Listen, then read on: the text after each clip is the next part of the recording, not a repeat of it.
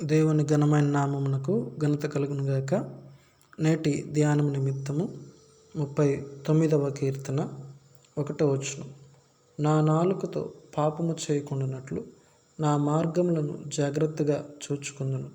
భక్తిహీనుల ఎదుట ఉన్నప్పుడు నా నోటికి చిక్కము ఉంచుకుందును అనుకుంటుని. ఈ యొక్క వాక్య భాగాన్ని భక్తుడైనటువంటి దావీదు రాస్తూ ఉన్నాడు. దావీదు ఈ రీతిగా అంటున్నాడు, నా నాలుకతో నేను పాపం చేయకుండా నేను జాగ్రత్తగా ఉంటాను. నాలుక అనేటువంటిది బహుభయంకరమైనటువంటిది.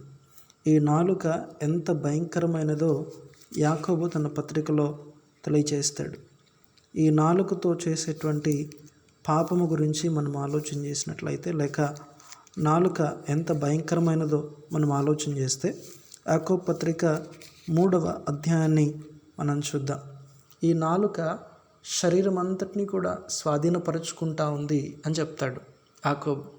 ఒకడు గుర్రములు మనకు లోబట్టకు దానికి కళ్ళెం పెట్టి ఎలాగైతే తిప్పుతాడో అవి శరీరం అంతా కూడా తిప్పుతుంది ఆ కళ్ళెం.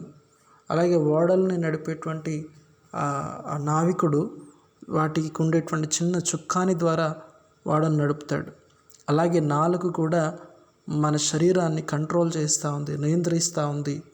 అంతేకాకుండా యాకోబు పత్రిక 3వ అధ్యాయం 6వ వచనంలో, నాలుక అగ్నియే, నాలుక మన అవయవంలో ఉంచబడిన పాప ప్రపంచమై అది శరీరమునకు మాలిన్యం కలుగు చేయుచు ప్రకృతి చక్రమునకు చిచ్చుపెట్టును అని చెప్తూ ఉన్నాడు. మృగ, పక్షి, సర్ప, జలచరముల్లో ప్రతి జాతియు నరజాతి చేత సాధు కాచాలను కానీ సాధు ఆయను కానీ ఏ నరుడును నాలుకను సాధు చేయనేరడు. చూడండి, దేన్నైనా కూడా మానవుడు స్వాధీనపరుచుకోగలుగుతున్నాడు. మృగ, పక్షి, సర్ప, జలచరములన్నింటినీ కూడా, కుక్కల్ని స్వాధీనపరుచుకుంటా ఉన్నాడు, పాముల్ని స్వాధీనపరుచుకుంటా ఉన్నాడు, వాటిని ఆడిస్తూ ఉన్నాడు. కానీ నాలుకను మాత్రము నియంత్రించుకోలేకపోతున్నాడు. ఏం చేస్తూ ఉంటారు ఈ యొక్క నాలుక చేత అని అంటే, యాకోబు పత్రిక 3వ అధ్యాయము 10వ వచనం, ఒక్క నోటి నుండి ఆశీర్వచనమును శాపవచనమును బయలు వెళ్ళును. చూడండి, ఈ నోటి ద్వారా మనము దేవుని పోలికగా పుట్టినటువంటి మనుషులను శపిస్తూ ఉంటాం.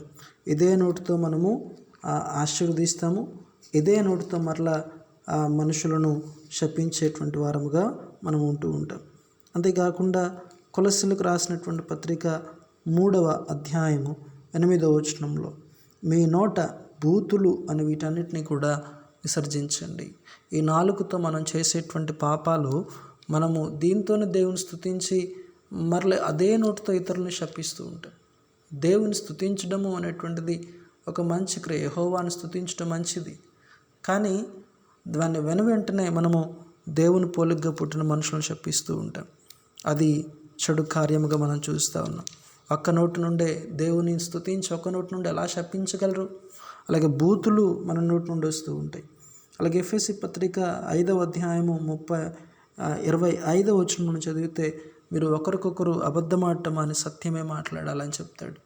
అంటే ఈ నోటితో మనము అబద్ధాలు ఆడుతూ ఉంటాం. చూడండి ఎన్ని పొరపాట్లు, శపిస్తూ ఉంటాం మనుషుల్ని, అలాగే బూతులు మాట్లాడతాము, అంతేకాకుండా అబద్ధం ఆడుతూ ఉంటాము. ఇంకా ఎఫెసీ పత్రిక 5వ అధ్యాయం మనం చదివితే పోకిరి మాటలు, సరసోక్తులు ఇవన్నీ కూడా మనం ఉచ్చరిస్తూ ఉంటాం. కాబట్టి అవి పలకకుండా మన నాలుకను మనం జాగ్రత్తగా ఉంచుకోవాలి.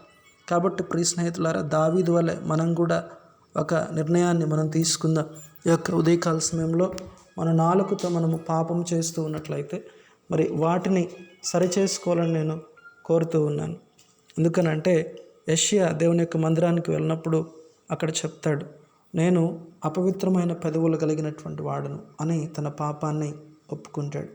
మనం మాట్లాడేటువంటి ప్రతి మాటకి కూడా విమర్శ దినమున లెక్క అప్పచెప్పవలసి ఉంటుందని యేసుక్రీస్తు మత్తయి సువార్త 12వ అధ్యాయంలో ఆయన తెలియచేస్తూ వచ్చాడు. మత్తయి సువార్త 12వ అధ్యాయము 36, 37 వచనం, వ్యర్థమైన ప్రతి మాటను గురించి విమర్శ దినమున లెక్క చెప్పాలి. కాబట్టి మన నోటితో మనం పాపం చేయకుండా మన నాలుకను జాగ్రత్తగా కాచుకుందాం.